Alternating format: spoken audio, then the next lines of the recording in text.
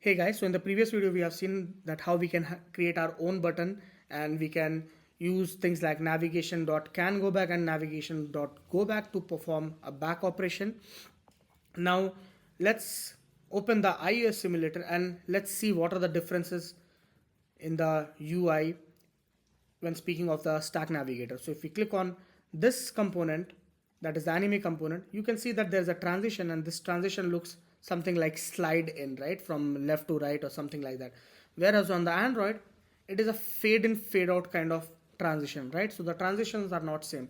How we can change the transition is we can come to the place where we have defined the app Stack Navigator, and in the screen option we can spread an object. Let me first write it, I'll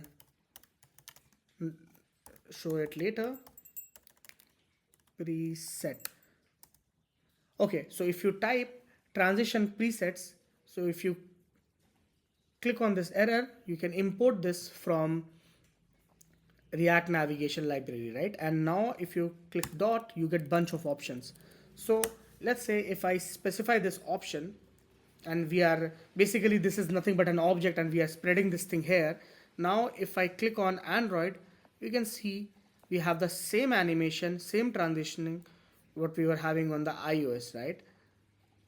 So this is how you can uniform your transitions, and you can play around with bunch of more options. So let's click on this option.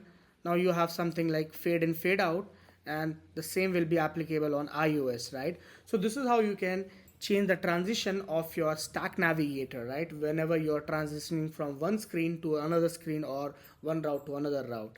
So we'll be discussing more concepts in the upcoming video. Thank you so much.